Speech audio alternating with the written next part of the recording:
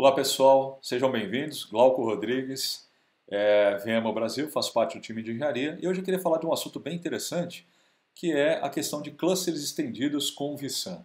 Tá? Vamos abordar um pouquinho sobre a arquitetura, vamos falar um pouquinho dos benefícios que ele tem e no final vou tentar fazer uma pequena demonstração para vocês de como habilitar isso debaixo do vSAN. Por que Strategy Cluster? Qual a vantagem? Quais os benefícios? Quais os desafios também?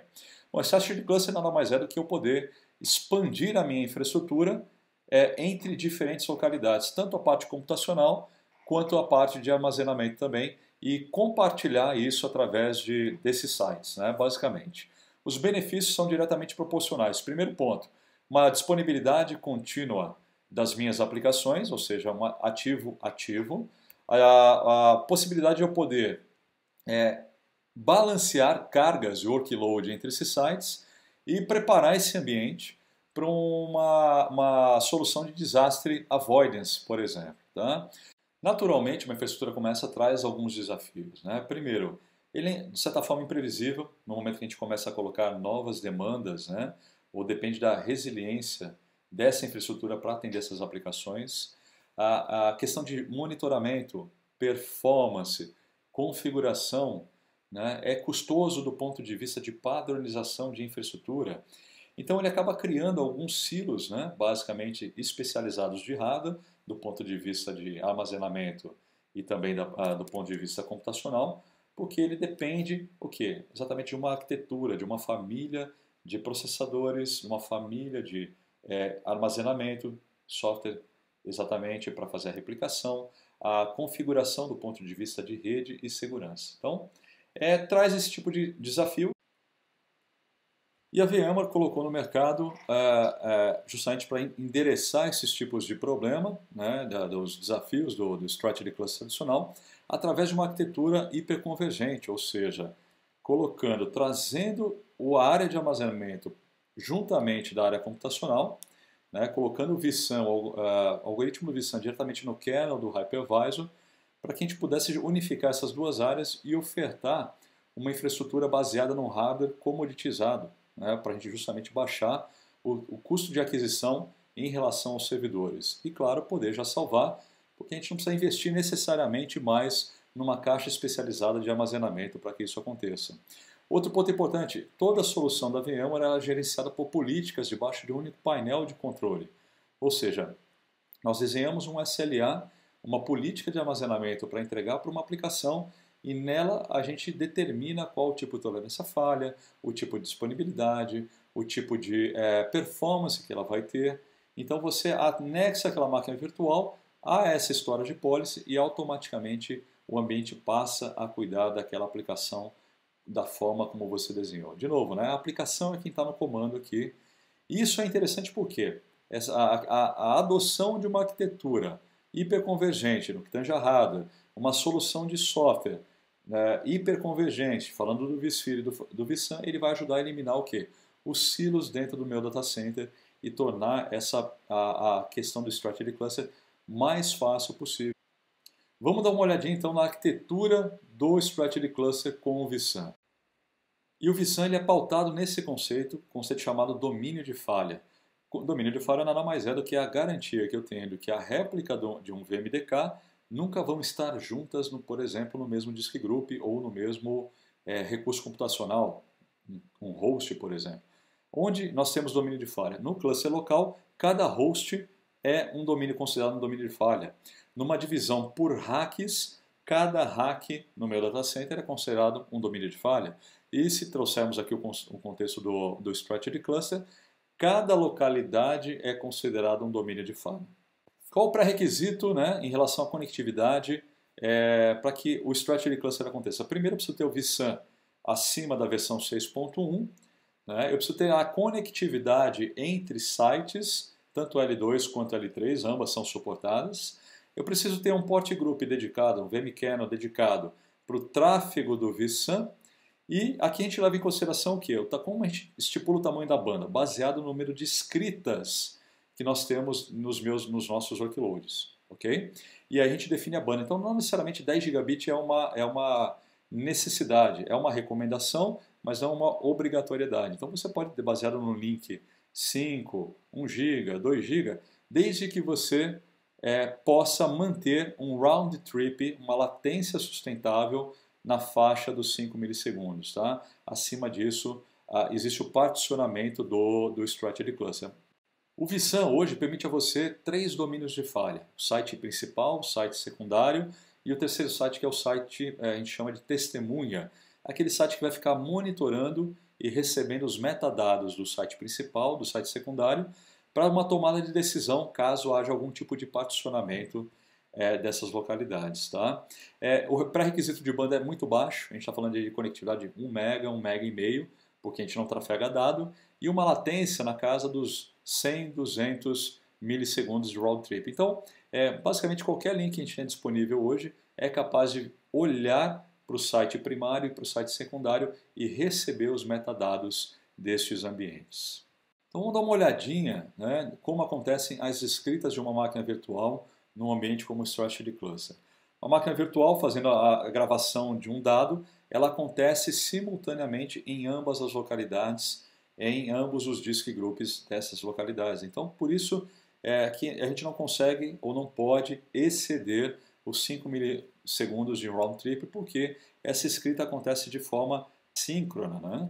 E a banda necessária para que isso aconteça, ela é calculada basicamente pelas escritas. Ou seja, a quantidade de escrita simultânea nessas localidades é como eu defino. Existe um cálculo para fazer essa definição de banda, ok?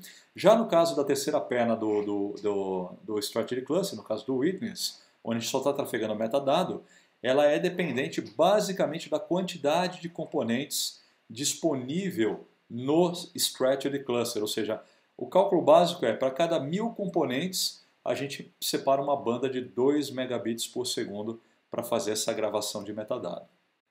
Já no caso da leitura, gente, a leitura do dado em si, ela acontece por default na localidade que aquela máquina virtual reside. Tá?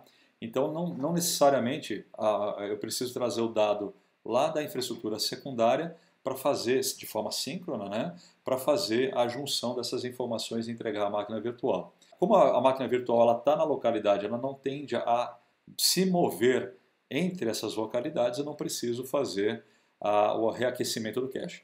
Caso a máquina virtual aconteça alguma coisa com essa localidade, a máquina virtual vá para o site secundário, por exemplo, o HA start essa máquina, para essa máquina virtual eu preciso fazer necessariamente o aquecimento da camada de cache novamente. Ok? Ok, até a versão 6.5 do vSAN, a VMware trazia a redundância daquele VMDK, daquela máquina virtual, daquele workload, entre as localidades, entre os domínios de falha distintos. Okay?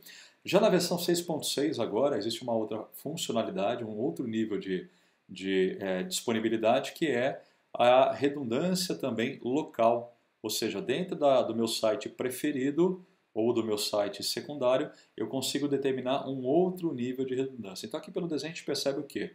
RAID 1, logicamente falando, a réplica do meu VMDK, e RAID 6 localmente para manter o segundo nível de redundância desse meu workload. De que forma isso acontece? Diretamente na storage policy, não requer nenhum tipo de mudança na arquitetura do vSAN, né? na arquitetura que já foi desenhada. Basta você redesenhar aquela storage policy e selecionar 2 níveis de tolerância à falha, um primário e outro secundário. E no secundário tem a opção de trabalhar com outro nível de arquitetura, não mais RAID 1, mas também RAID 5 e RAID 6 para priorizar o armazenamento. Ok? Outro ponto importante também na versão 6.6 é a possibilidade de manter uma afinidade para alguns workloads que não vão ser movimentados entre essas localidades, ou seja, entre o meu site, meu domínio de falha primário e o meu domínio de falha secundário. Isso é interessante porque eu posso manter essa afinidade na localidade baseado simplesmente no desenho da storage policy, ou seja, eu simplesmente aviso naquela storage policy que no primeiro nível de tolerância à falha é 0, mais o segundo nível de tolerância à falha, que é aquela tolerância à falha local, ele é igual a 2. Então aqui eu determino exatamente o que? A afinidade, né, no site primário ou no site secundário. Isso é importante para algumas aplicações, como por exemplo Exchange, SQL, grupos DAG, né, o Always On Disks e por aí vai. Bom, pessoal, o laboratório que eu vou usar com vocês é o 1731, é o novo laboratório do VirtualSun 6.5. Ainda a gente não tem o 6.6, mas a gente vai utilizar ele somente para fazer a demonstração da habilitação do Strategy Cluster, tá? Basta dar um start no laboratório e aguardar ele ser provisionado para vocês aqui. Vamos chamar o vCenter Server aqui nesse momento. Entrar com usuário administrativo e senha.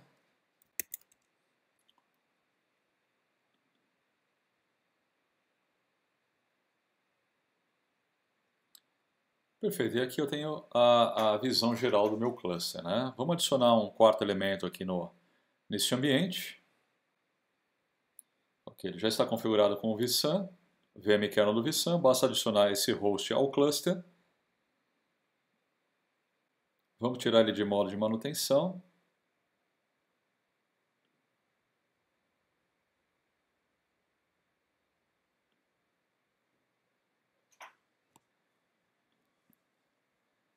Perfeito, aqui os hosts estão me reclamando que eu não tenho nenhum data store alocado. Nesse momento a gente vai configurar o vSun Data Store, ok? Já associando ou já criando o ambiente com o Strategy Cluster, com a função de Strategy Cluster. Então vamos lá na parte administrativa, né?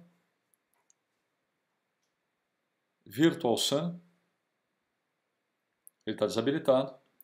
A gente vai clicar na aba de configuração, ele vai trazer a apresentação. Aqui eu vou pedir para que os discos sejam alocados de forma manual. Não vou habilitar a desduplicação e compressão, e é justamente nessa aba de File Domains e Strategy Cluster que eu configuro o meu VirtualSun Strategy Cluster. Tá? Vamos selecionar Strategy Cluster, vamos dar um Next. Eu já tenho os hosts compatíveis juntamente com a parte de rede já aprovada. Ok, a configuração está correta. Eu vou selecionar neste momento, né, aqui, claro, eu estou simulando um ambiente local, poderia estar vendo aqui dois vCenter Servers, na verdade, perdão, um vCenter Server, com hosts totalmente em outras localidades. Aqui a gente está simulando no mesmo cluster, tá? Mas de que forma a gente separa isso? Pegando, por exemplo, aqui hosts, vamos pegar o 2 e o 4, e vamos colocar como um sendo domínio, dois hosts sendo domínio de falha do outro, tá? Site secundário, site primário.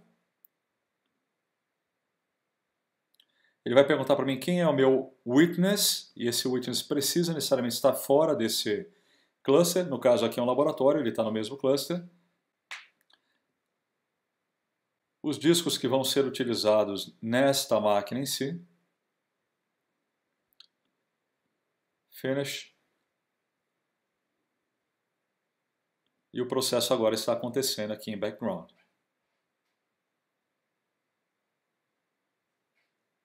Pessoal, realmente é muito simples, né? A configuração de um Strategy Cluster, desde que a questão de rede esteja coerente, esteja correta, basta você realmente apontar para os clusters, né? Ou para os servidores que estão na ponta remota, atribuir ao mesmo cluster, habilitar o Strategy Cluster no vSun e automaticamente esse cluster está estendido com a divisão dos domínios de falha. Tá?